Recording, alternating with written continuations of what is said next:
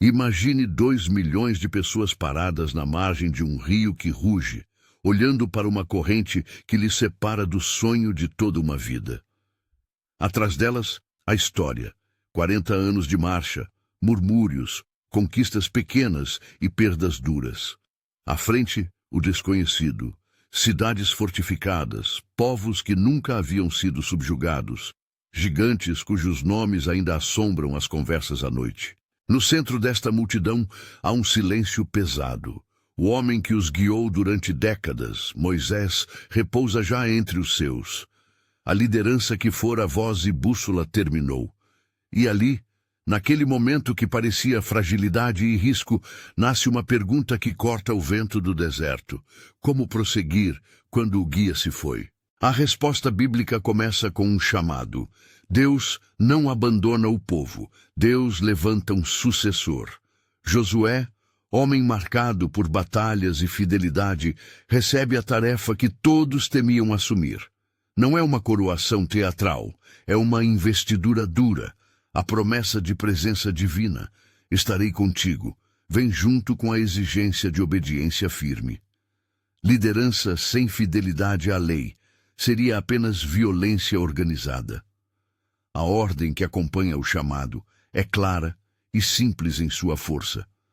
Coragem e fidelidade.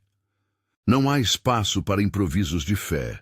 Há um caminho a ser trilhado que passa pela escuta, pela lei e pela coragem de agir quando Deus manda agir. O povo, entretanto, não se move só pela ordem. Há medo nos rostos, homens e mulheres que carregaram nos ombros o luto de gerações, que lembram as dificuldades no deserto e sabem a fama dos muros de Jericó. A promessa da terra soa, muitas vezes, como algo distante demais para tocar o presente. Foi nessa tensão entre promessa e medo que o novo líder teve de agir. Antes de travar batalha, Josué precisou que a nação acreditasse na promessa novamente. Para isso, Deus confirma a liderança por sinais públicos.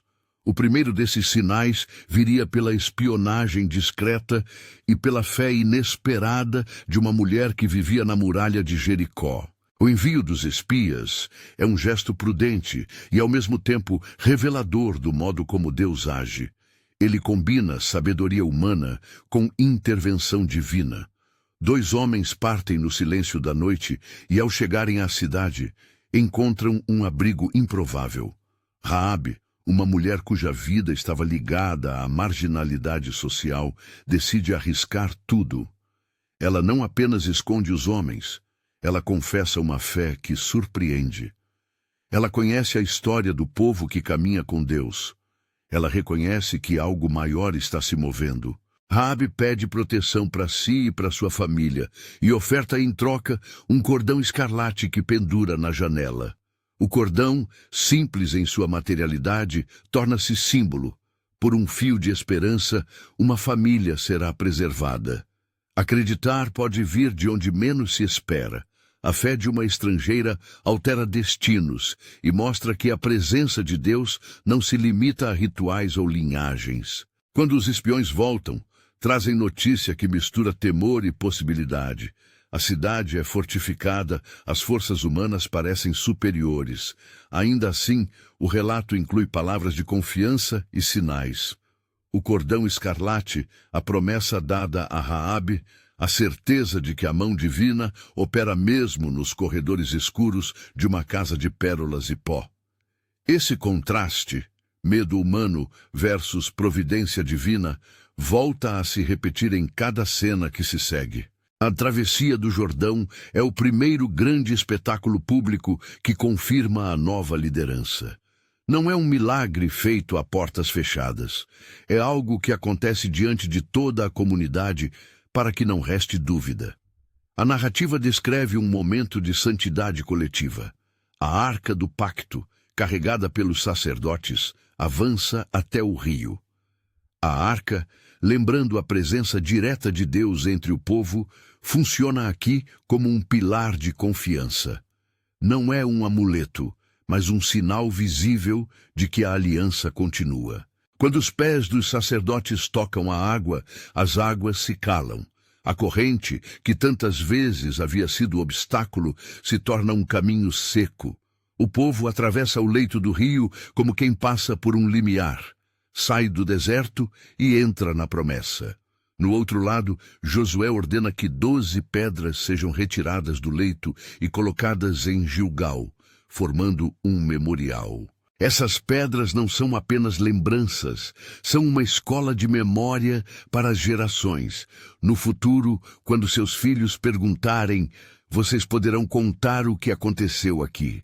Gilgal adquire ali um significado ritual e prático.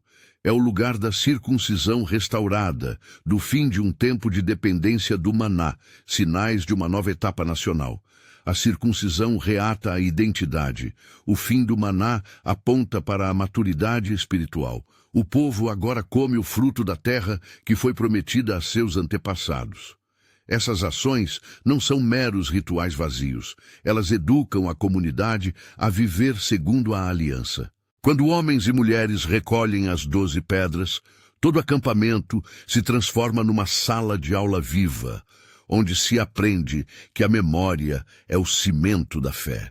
A cena que vem a seguir desafia qualquer imaginação militar. Jericó não cai por um cerco convencional. Em vez de máquinas de guerra, de fossos e de escadas, o Senhor ordena algo inusitado. Uma marcha que se parece com adoração. Por 6 dias, o povo caminha ao redor da cidade uma vez por dia. No 7º, as voltas são 7 seguidas, acompanhadas por sacerdotes que tocam trombetas e por um silêncio tenso que se quebra ao final com um grito. Não é apenas a queda de uma muralha. É um juízo que vem sobre uma cidade que, segundo a narrativa, já havia sido marcada para ser dedicadas à destruição por justiça divina. A violência desse juízo é narrada com seriedade. Não há fascínio por sangue, mas há reconhecimento de que, no universo bíblico, a ação de Deus pode vir na forma de juízo quando a desobediência e a violência humana atingem um limite. No centro dessa queda, no entanto, está novamente a misericórdia. Raabe e sua família são poupadas. O cordão escarlate que ela pendurou na janela torna-se sinal de salvação. Esse objeto humano, preso à pedra e à rede de uma casa na muralha, sela a decisão divina em favor de alguém que reconheceu o que estava acontecendo. Sua inclusão entre o povo, depois, não é apenas um ato de pragmatismo. É a demonstração de que a fé pode florir nas margens. Raabe, cujo passado social poderia tê-la condenado a ser apenas uma nota marginal na história, transforma-se numa ponte de esperança. Essa é uma lição que atravessa os séculos. Deus pode usar aqueles que o mundo despreza para revelar sua graça. A conquista de Jericó, contudo, vem acompanhada de regras claras sobre o saque. Certos bens deveriam ser consagrados ao Senhor. Há uma tensão inerente nisso. Quando se entra em guerra, o limite moral é teste da comunidade. Dedicar partes do saque ao Senhor é lembrar que nem tudo pertence ao vencedor. Algumas coisas existem para recordar que a vitória não é mérito exclusivo dos guerreiros. É um gesto que separa a ação militar de pilhagem, que transforma bens em instrumentos de culto e lembrança. A distinção é essencial. A consagração não é expropriação caprichosa, é uma prática que preserva o caráter sagrado do ato de conquista. Mesmo na celebração da vitória, permanecem ecos de fragilidade. A posse da terra foi um passo monumental, mas não encerrou todos os problemas. Fortificações ruíram e povos tombaram, mas a presença de Deus na história do povo exigia também que a pureza interna fosse mantida. Às vezes, aquilo que ameaça a missão não vem do exterior, vem de dentro do acampamento, da ganância, da desobediência, do desejo de tomar para si o que deveria ser dedicado. Gilgal e as 12 pedras estão ali para lembrar que a relação com Deus é tanto comunitária quanto individual. A bênção coletiva se sustenta na fidelidade individual. Enquanto o povo cantava e saía às ruas para celebrar a queda das muralhas, havia ainda algo no ar que nem todos perceberam: a necessidade de vigilância espiritual contínua. Vitórias extraordinárias não substituem disciplina moral. A alegria das trombetas poderia facilmente transformar-se em complacência. A história começava a revelar um padrão que faria murmurar o futuro. Milagres grandes, esforços humanos, culto público, responsabilidades privadas, uma nação fundada nas promessas, mas vulnerável à corrupção do coração humano. A conquista havia mudado tudo no sentido de abrir o caminho para a terra, militarmente, socialmente, espiritualmente, mas não apagara a velha realidade de que a fidelidade a Deus exige esforço constante. Nesse ponto, é importante lembrar o lugar da lei. Deus não dá simples ordens de vitória para que sejam interpretadas como licença para o comportamento indiferente. A liderança de Josué é testada nesse ponto. Ele é comando e molde ao mesmo tempo. Precisa comandar estratégias militares e, ao mesmo tempo, ser guardião dos limites que mantêm a comunidade coral. É por isso que a história entrelaça sinais públicos e exigências privadas.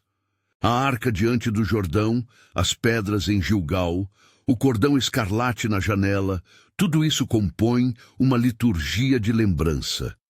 São marcos que falam à memória coletiva e à responsabilidade pessoal. A narrativa também mostra como Deus alterna entre o incomum e o cotidiano. O secamento do Jordão e a queda de Jericó são espetáculos que atraem o olhar e confirmam a intervenção divina. Mas a maioria da conquista seria feita por batalha, tática, desgaste, decisões estratégicas e resistência. A grande vitória é publicamente milagrosa. A manutenção da terra exige suor, diplomacia, negociações e, muitas vezes, enfrentamentos longos. Essa combinação, milagre episódico mais trabalho persistente, se tornaria um padrão para a história de Israel e, para nós, uma lição sobre a cooperação entre o divino e o humano. Há também uma dimensão humana que não pode ser negligenciada: a coragem individual que acompanha a resposta à liderança. Josué não é um super-homem. Ele é um líder formado por experiências, por falhas e por fidelidades. Seu papel não é construir um império por conta própria, mas arriscar-se por uma liderança que convoca o povo à obediência. Em cada marcha, em cada arranjo de pedras, em cada trombeta soando ao redor das muralhas, há uma chamada para que a nação escolha. Será que continuaremos a confiar em Deus ou vamos nos fechar na ilusão de que nossas estratégias são suficientes? Se essa história toca algo dentro de você, se você quer acompanhar como esses conflitos internos vão se desenrolar e o que a nação fará diante das provações que se seguirão, inscreva-se e acompanhe a sequência desta jornada. Há mais a aprender sobre as consequências dessas vitórias e sobre os testes que vêm depois delas. Voltando ao acampamento, a alegria pela queda de Jericó se mistura com um sentimento ambíguo. De um lado, há a euforia legítima de quem vê promessa e cumprimento andando de mãos dadas. De outro, há o perigo de pensar que a vitória externa resolve tudo: problemas morais, tentação, conveniência religiosa. A arqueologia do coração humano é mais profunda do que as ruínas expostas de uma cidade. Ela conserva segredos, tesouros escondidos, objetos de desejo que se recusam a ser consagrados. Essa tensão estava prestes a se materializar. Enquanto a fumaça levantava sobre as pedras queimadas de Jericó e o povo recolhia seus pertences, uma série de decisões precisava ser tomada. O que fazer com os despojos? Como integrar os sobreviventes que foram poupados? O que era permitido tomar e o que devia permanecer dedicado ao Senhor? Eram perguntas práticas, mas que tinham implicações espirituais profundas. A resposta que a comunidade desse a essas perguntas revelaria se a conquista havia realmente mudado tudo ou apenas aberto um novo capítulo na velha história humana de fraquezas e desígnios. No meio da celebração, algumas vozes se elevavam com gratidão, outras, em sussurros, discutiam as estratégias futuras. A nação havia aprendido um novo modo de caminhar. A travessia do Jordão ensinara que a presença de Deus podia alterar a realidade física. A queda das muralhas de Jericó mostrara que o juízo e a misericórdia podem convergir de maneiras inesperadas. Mas o aprendizado mais difícil seria reconhecer que as mesmas raízes de pecado que haviam levado gerações ao deserto podiam brotar novamente, mesmo em solo prometido. A vitória inaugura uma nova ordem de desafios: governança, pacificação, incorporação das terras e, talvez o mais penoso, a manutenção da fidelidade quando o brilho do milagre desvanece. Essa é a dinâmica que faz da conquista de Josué algo que realmente mudou tudo, não apenas pela transformação do mapa político, mas porque remodelou a identidade do povo. Antes, os israelitas eram nômades. Agora foram chamados a ser moradores de uma terra, a construir cidades, cultivar lavouras, estabelecer tribunais. Isso exigia regras, instituições e, sobretudo, memória. As 12 pedras em Gilgal não eram um mero monumento, eram uma pedagogia de lembrança. E a pedagogia da lembrança é, no fundo, um exercício de sobrevivência espiritual. Sem memória, as gerações se perdem. Com memória, a nação aprende a ler os sinais da presença de Deus em sua história. Ainda assim, a mudança não se dá sem dores. A assimilação das tribos conquistadas, a distribuição de terras, a necessidade de integrar diferentes tradições e histórias, tudo isso provocaria conflitos humanos que só poderiam ser resolvidos à luz de uma comunidade orientada por princípios. A conquista foi, portanto, uma abertura para um tempo de construção institucional. A função de Josué, depois de derrubar muralhas, era agora organizar a vida comunitária de um povo que havia de aprender a ser sedentário e justo. Quando a poeira assentou, ao longe se erguia o horizonte de novas campanhas. A queda de Jericó fora emblemática, mas não definitiva. Havia cidades que resistiriam, havia povos cujas culturas se entrecruzariam com as de Israel. Havia territórios que ainda guardavam gigantes em suas montanhas. A realização da promessa exigiria perseverança, estratégia e, acima de tudo, obediência contínua. A nação descobriu que milagres abrem portas, mas não fazem toda a casa. Construir uma sociedade que honre a aliança cedo ou tarde mostraria se a conquista verdadeiramente mudara tudo. E entre as comemorações, havia histórias que já começavam a ser narradas ao redor de fogueiras: a travessia do Jordão, a arca, as pedras erguidas, a mulher que arriscou sua vida por fé. Essas memórias serviriam como sementes para o futuro, mas sementes precisam ser cuidadas. Se negligenciadas, fenecem, se regadas, germinam e dão fruto. A grande lição que fluía de cada episódio era dupla. A ação de Deus é necessária e decisiva. A responsabilidade humana é contínua e intransferível. Ao fechar este capítulo inicial, a comunidade de Israel estava, em muitos sentidos, em pé sobre um limiar que transformava sua história. A liderança de Josué tinha sido confirmada por sinais públicos.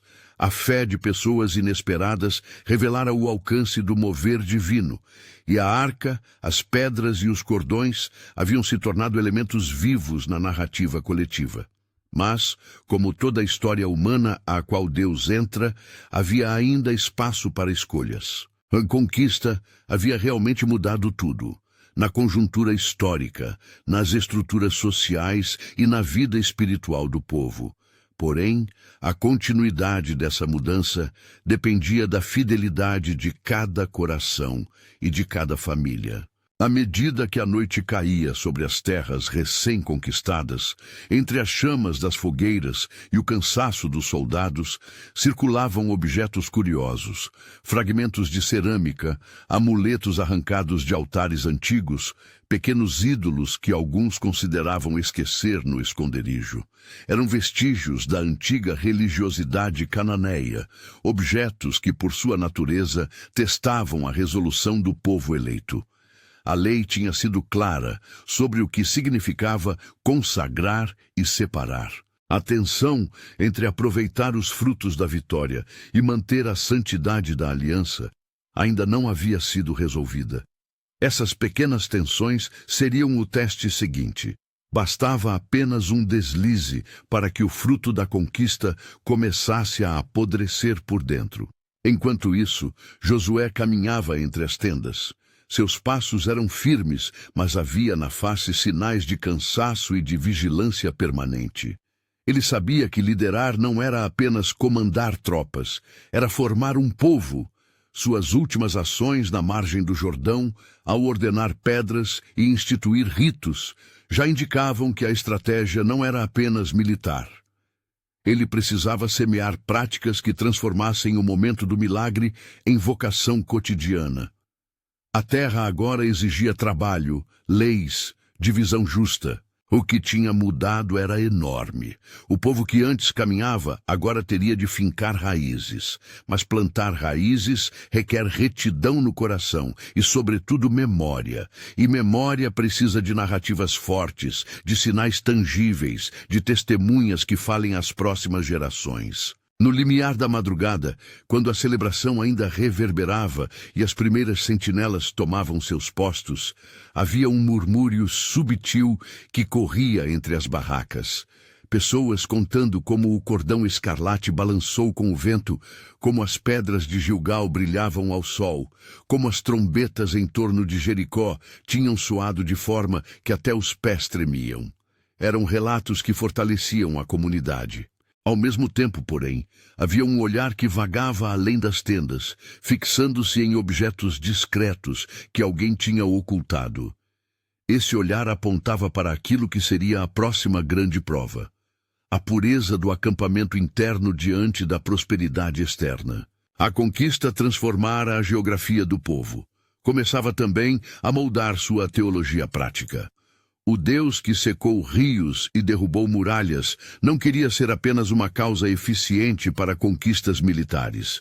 Ele queria ser a fonte que moldaria a vida social, legal e moral de uma nação. Seria preciso ensinar às crianças o significado das pedras. Seria preciso instituir cidades de refúgio para os que cometiam erros. Seria preciso assegurar que os levitas não perdessem sua função. Seria preciso ouvir o clamor pelos direitos de herança e justiça. Tudo isso começava a ser pensado naquele acampamento pós-Jericó, em meio ao cheiro da madeira queimada e ao canto dos levitas. E assim, entre a vitória pública e os desafios privados, a história aguardava sua próxima cena. O dia prometia trabalhos de organização, conversas sobre estratégias futuras, decisões sobre como lidar com os povos remanescentes. Enquanto o sol nascia, a nação experimentava a sensação de que algo profundo havia mudado, mas que a verdadeira medição dessa mudança ainda estava por vir. Dependia de escolhas que seriam tomadas no interior das tendas, ao redor das mesas, e nos corações dos homens e mulheres que agora pisavam a terra prometida. Ao romper da manhã, quando o calor ainda não lourava as tendas, vieram as primeiras notícias que transformaram o alívio em inquietação. Alguma coisa correra mal em Ai. O relato era curto, brutal e quase inacreditável. Não era uma grande batalha perdida. Era um revezamento, uma pequena força derrotada por algo que não entrava no cálculo. O povo que fora vitorioso em Jericó voltava com o rabo entre as pernas. O que acontecera? A cena que se seguiria revelaria uma verdade dura. O inimigo nem sempre está do lado de fora. Antes de qualquer análise, Josué reagiu como líder pastor e juiz. Ele não saiu à caça de bodes expiatórios, convocou o povo, buscou a presença de Deus e fez o que toda comunidade em crise deveria fazer: examinar-se. Não demorou para que a investigação apontasse para uma quebra da aliança dentro do acampamento. Algo escondido que contaminara a missão de todos. O nome que apareceu foi Acã, e com ele um pequeno tesouro que trazia uma grande maldição. Objetos consagrados haviam sido tomados em desacordo com as ordens de Deus. A lição foi clara e implacável. A desobediência individual pode contaminar a sorte coletiva. A narrativa de Acã é um espelho que nos obriga a encarar o que muitas vezes queremos esconder. Ele tomou para si o que havia sido separado. Por ambição ou fraqueza, permitiu que o desígnio sacral se confundisse com desejo pessoal. Quando a verdade veio à tona, a comunidade teve de lidar com o problema sem meias palavras: confissão, julgamento e restauração. A ruptura só foi sanada quando o mal foi removido e a prática de consagração restabelecida. Essa purificação não foi punitiva apenas por ser dura. Foi cirúrgica, porque sem ela a presença de Deus não poderia permanecer visível no meio do povo. Com a pureza do acampamento restaurada, Josué reergueu a moral da nação e meteu em prática uma estratégia que unia astúcia humana e confiança em Deus.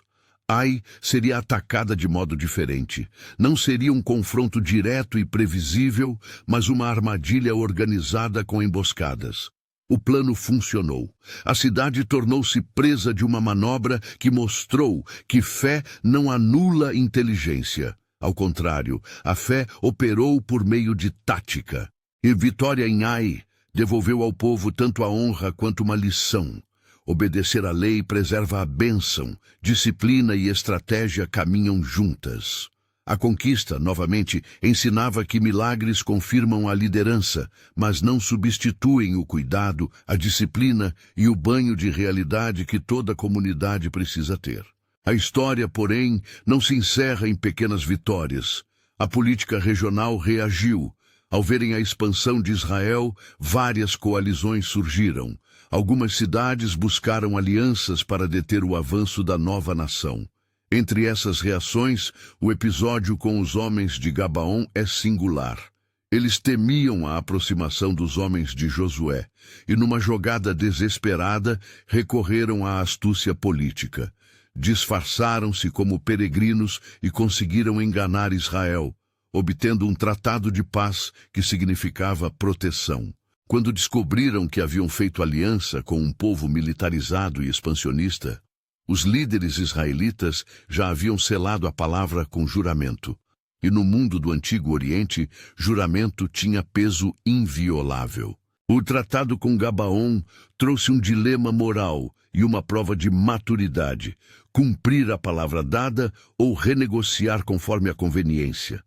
Josué, fiel aos princípios de justiça e honra, decidiu manter a aliança, mesmo sabendo que isso poderia despertar hostilidade entre reis vizinhos. Pouco tempo depois, quando Gabaon foi atacada por uma coalizão de reis, Josué e suas tropas correram para defender aqueles com quem haviam feito pacto. A cena que se seguiu é uma das mais impressionantes do livro. No calor da batalha, quando o dia parecia faltar para consumar a vitória, o relato registra algo extraordinário.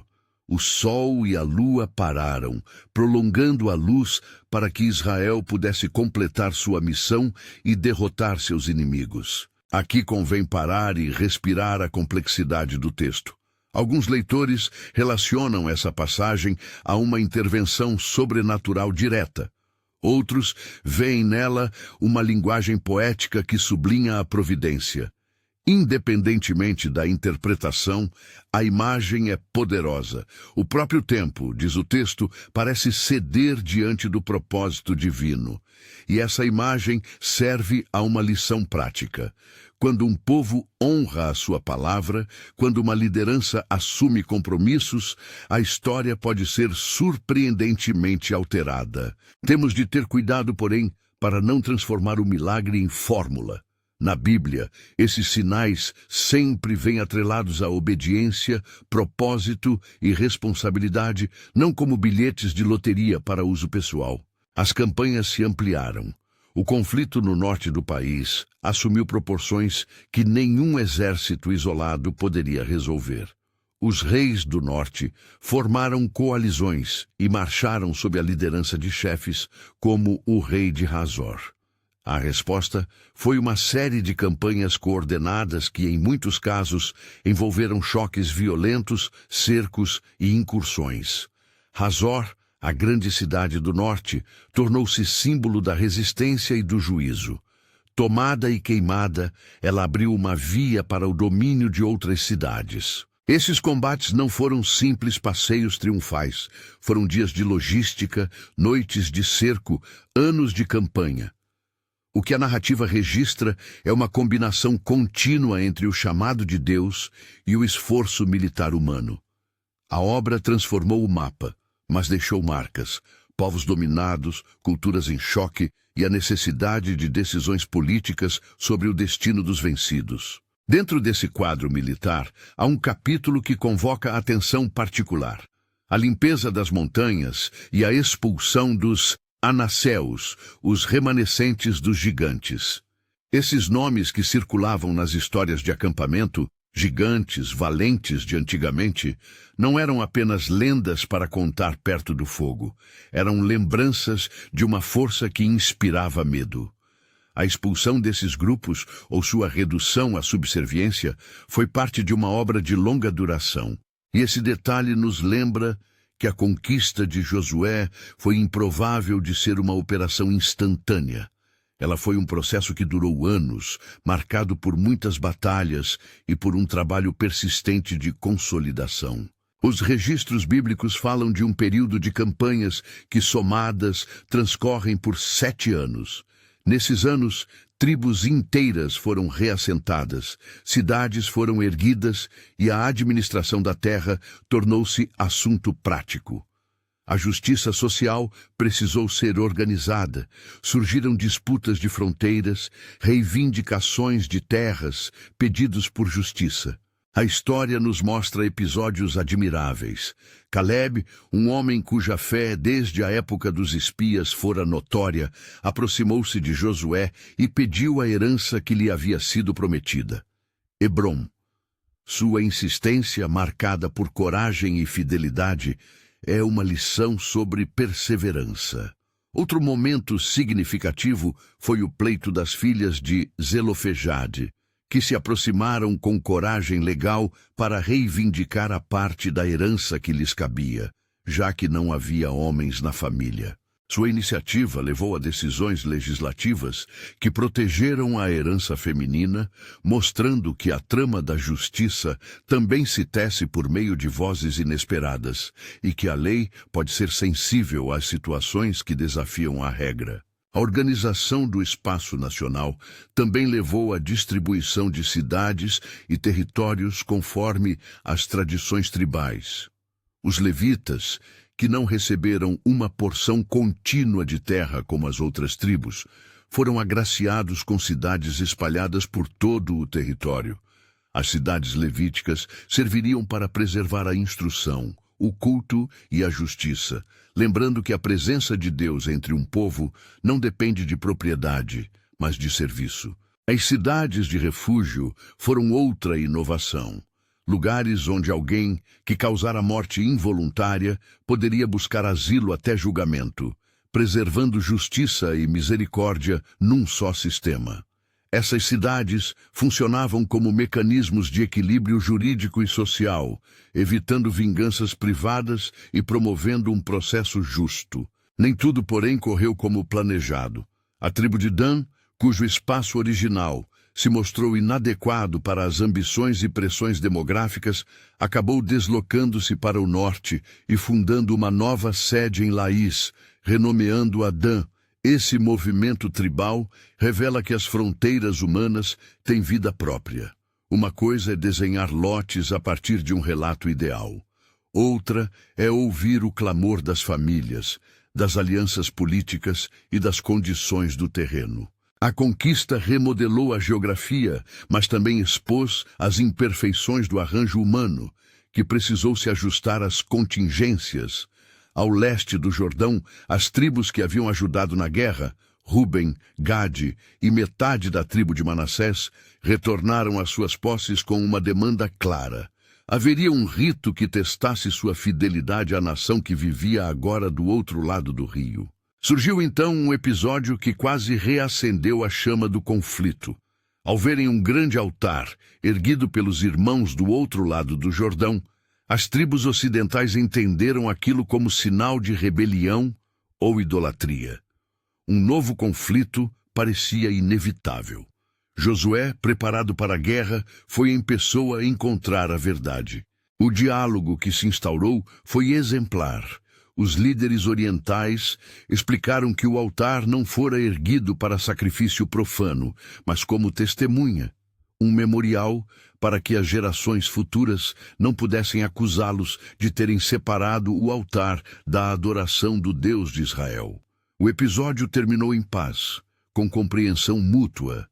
O altar recebeu o nome de testemunha, lembrando que a unidade de um povo necessita de sinais que falem às gerações sobre a comunhão compartilhada.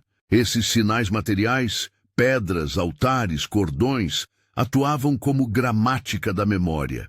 Eles falavam em linguagem concreta para corações que precisam de narrativas corporais.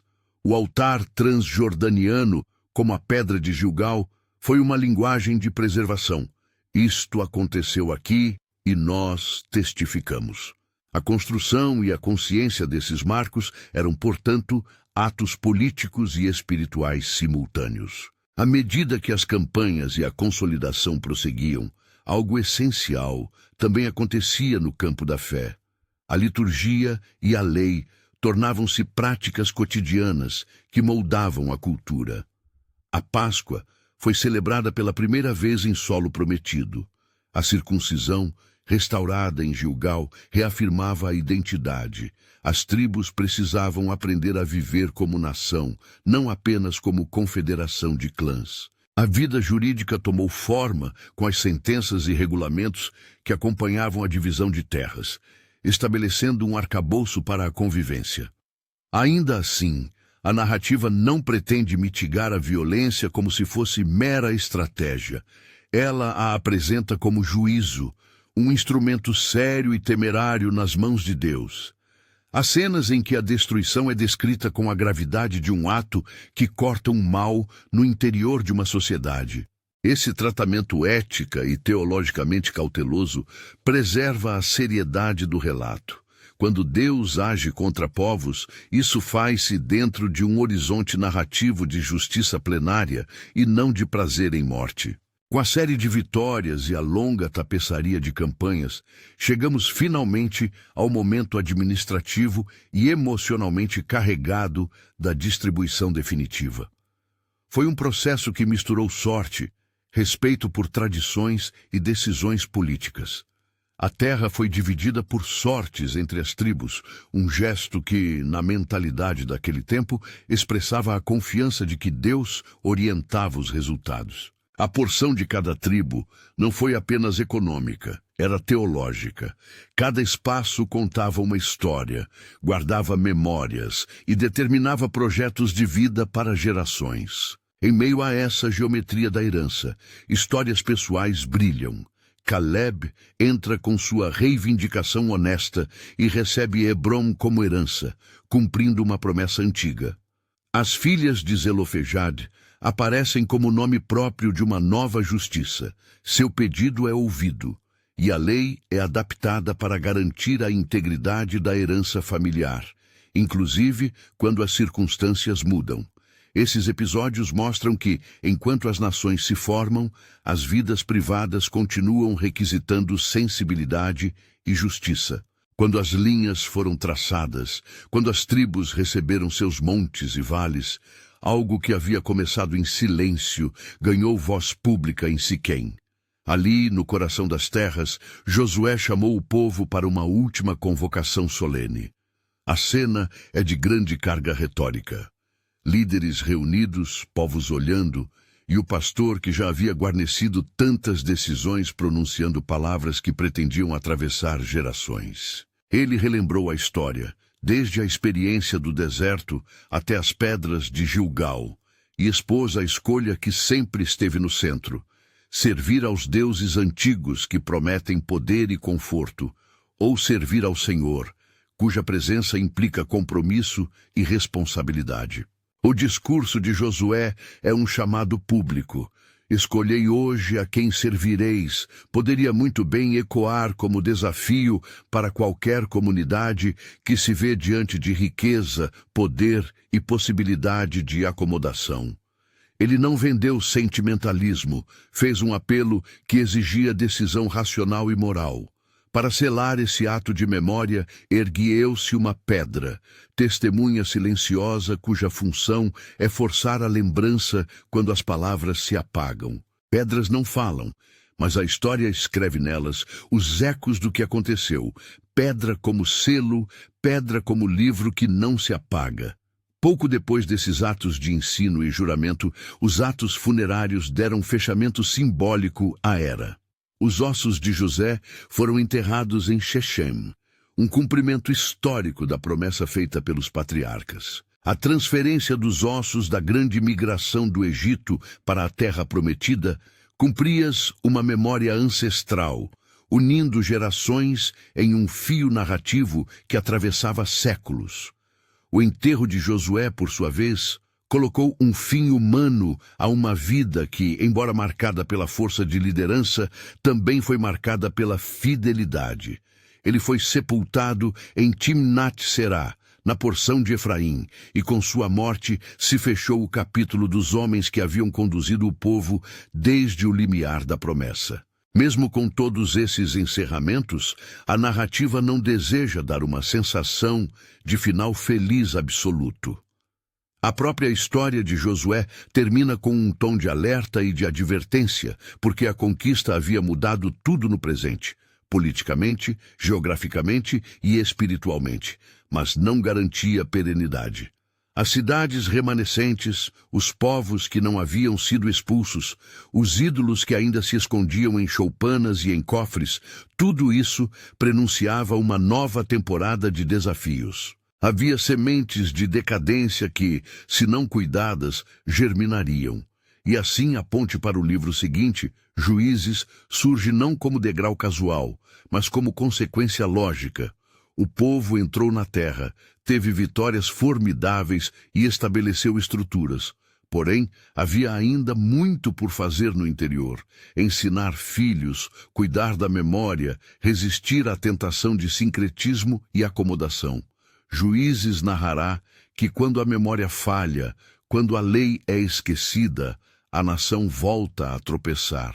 A conquista de Josué mudou tudo ao criar uma nova geografia humana e teológica, mas a permanência dessa mudança dependia de uma guarda constante da lembrança e da lei. Ao fechar o registro, é preciso deixar duas imagens na mente. A primeira é a das 12 pedras em Gilgal. Um exercício físico de lembrança que diz: lembrem-se para ensinar. A segunda é a pedra de Siquém, a testemunha que desafia futuras gerações a escolher com responsabilidade. Essas pedras apontam para a pedagogia da comunidade. Para que a história de fé seja perene, ela precisa de ritos, de textos e de objetos que a tornem tangível. E o que podemos tirar disso hoje? Não para transformar a antiga narrativa numa receita de sucesso pessoal, isso seria reduzir o texto sagrado a slogans, mas para aprender que a presença de Deus entre um povo chama à responsabilidade coletiva. Liderança exige coragem e integridade. Memória precisa de ritos e de lugares onde se conte a história. Pureza não é intimismo moral vazio, é condição para a missão. Justiça se constrói quando as leis, sensíveis às situações humanas, protegem os frágeis. E, acima de tudo, fé é algo que transforma. Ela pode vir de uma mulher na muralha de uma cidade ou de um ancião que escolhe permanecer firme. Deus age de maneira que desafia nossas expectativas, mostrando misericórdia e executando juízo. Por isso, a nossa leitura deve ser humilde, reconhecendo limites hermenêuticos. Que a grande mudança que a conquista de Josué provocou nos sirva de espelho. Ela nos convida a perguntar como estamos guardando a nossa história, como transmitimos fé às próximas gerações e como encaramos a responsabilidade de não permitir que desejos ocultos corroam o bem comum. A vitória histórica reconfigurou o espaço e a identidade de Israel. Porém, sua permanência dependia de uma forma de vida comprometida com a aliança.